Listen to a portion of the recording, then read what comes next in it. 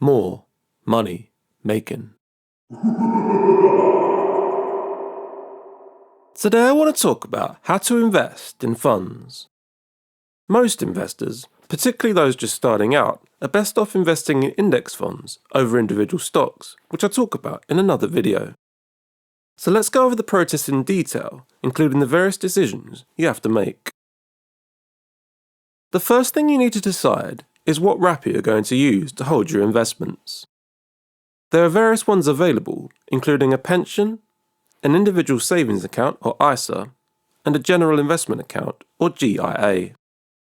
See my video on investments and tax wrappers for a discussion of why pensions and stocks and shares ISAs are the most tax efficient.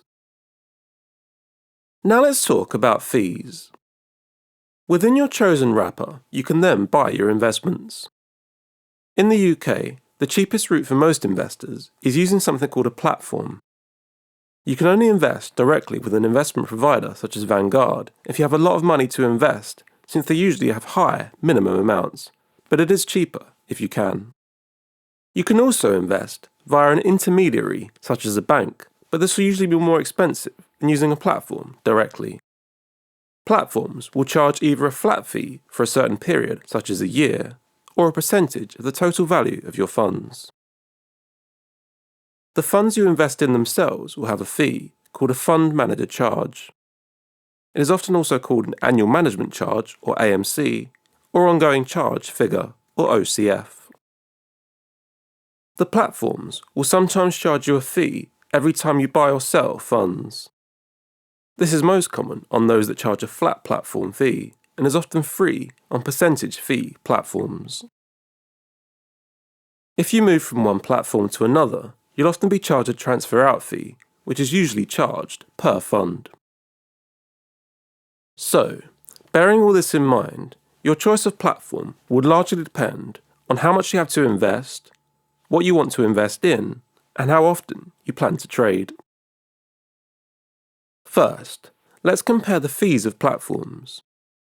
For small investors, a percentage fee platform normally works out most cost efficient, whereas for larger investors, particularly those who trade infrequently, a flat fee normally works out better. For example, let's look at a comparison between a fixed fee platform versus a percentage fee platform for two specific investors. For the fixed fee platform, we use Halifax Share Dealing, which charges a £36 annual account fee and £10 per trade. For the percentage fee platform, we'll use Vanguard Investor, which charges 0.15% of the value of investments up to £250,000 and has no dealing fees. On the Vanguard platform, you can only invest in Vanguard funds, but there's still a large range of over 70 to choose from, and they tend to be very competitive in terms of fees.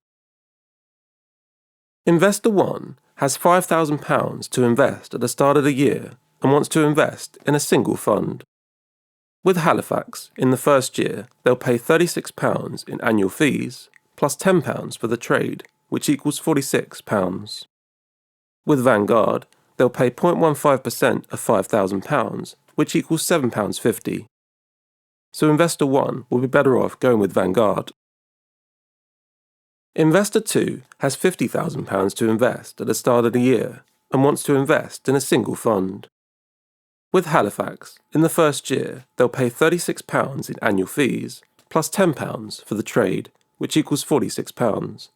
So it is the same as Investor 1.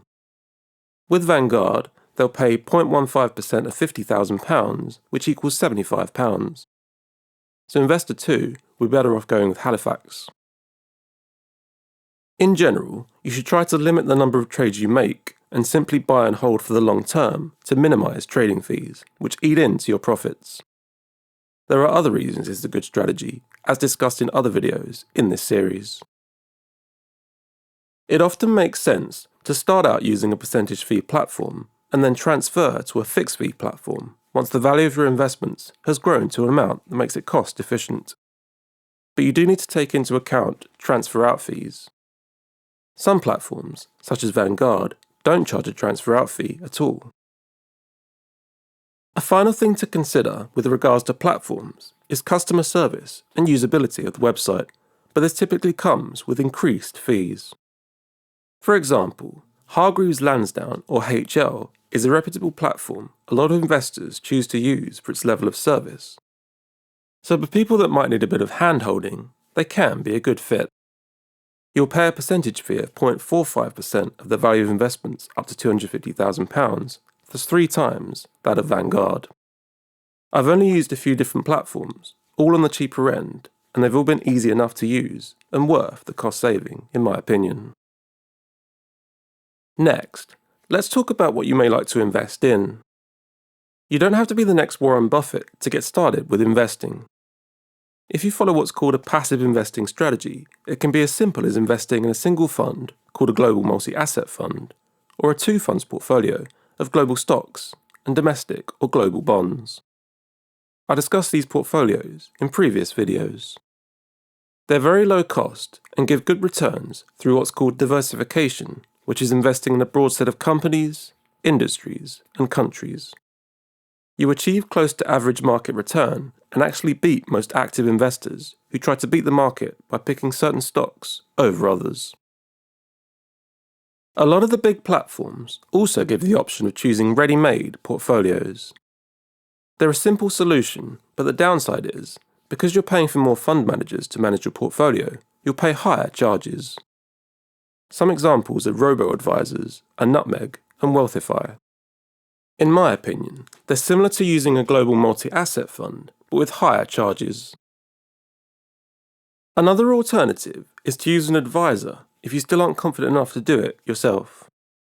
If you go this route, make sure you're using an independent financial advisor, or IFA, rather than a financial advisor, or FA.